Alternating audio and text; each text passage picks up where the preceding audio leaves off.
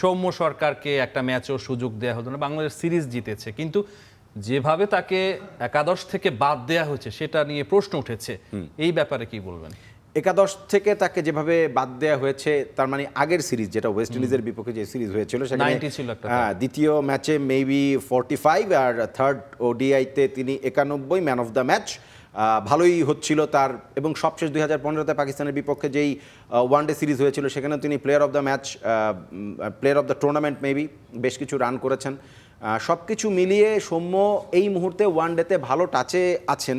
But Tanzid Hasan Tamim মানে last তার ঘরোয়া পারফরমেন্স, তার বিপিএলের পারফরমেন্স সব কিছু বিবেচনায় নিয়ে এসে আপনি তানজিদ হাসান তামিমের জায়গায় সৌম্য সরকারকে কিভাবে খেলাবেন?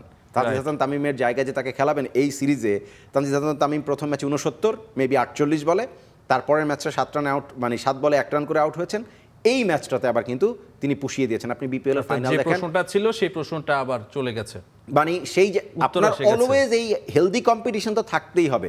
তানজিদ তামিম কেন মনে করবেন যে তিনি দলে অলওয়েজ, মানে তার কোনো রিপ্লেস নাই? যখন সৌম্য ভালো পারফর্ম করে তার পেছনে দাঁড়িয়ে থাকে, তখন তানজিদ হাসান তামিমকে সেই জিনিস চিন্তা করতে হবে যে ভাই ভালো না খেললে তো আমার ব্যাকআপ বেশ ভালো এভারেজ বা রিসেন্ট পারফরমেন্স নিয়ে আমার পেছনে দাঁড়ায় আছে। সো এই জিনিসটা ইম্পর্টেন্ট। তো আচ্ছা, সৌম্য সরকার যিনি ভালো পারফর্ম করেছেন, ডেফিনেটলি তিনি আবার দলে আসবেন।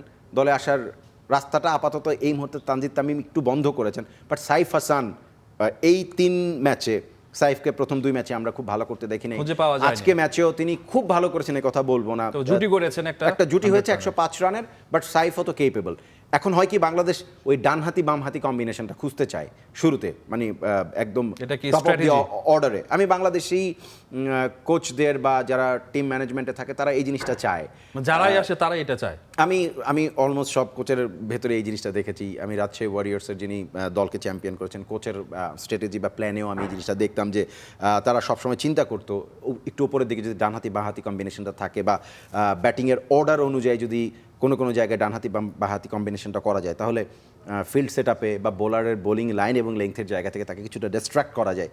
সো এই বিষয়টা থাকে। সাইফ হাসানের জায়গায় সৌম্য সরকার, আমার কাছে মনে হয়েছিল যে থার্ড ওডিআইতে সাইফের জায়গায় সৌম্য হয়তো বা আসবেন, 2 বাঁহাতি দিয়ে ওপেন করা, এবং আমরা এরকম একটা নিউজও করেছিলাম যে নিশ্চিত সৌম্য আসছেন দলে। নেক্সট সিরিজে নিউজিল্যান্ডের এগেইনস্টে বাংলাদেশের টার্গেট কি হওয়া উচিত সংক্ষেপে যদি বলেন? টার্গেট তো একটাই জিনিস। টার্গেট আবার কি? টার্গেট হচ্ছে 3-0-তে হারাও, মানে সিরিজ যেত, হোয়াইট ওয়াশ করো, এটা ছাড়া আর কি টার্গেট থাকতে পারে? আর সরাসরি বিশ্বকাপে খেলতে হবে কি? প্লে অফ খেলে বা বাছাই পর্ব খেলে কি বিশ্বকাপে গেলে এই মানিজ্য থাকে? আপনি টি-20 বিশ্বকাপটা মিস করেছেন, ওয়ানডে বিশ্বকাপে যদি আপনি সেই ইনফ্লুয়েন্স নিয়ে না যেতে পারেন, আপনাকে যদি বাছাই খেলতে হয়, তাহলে এটা একটু মানিজ্যতের ব্যাপার হয়।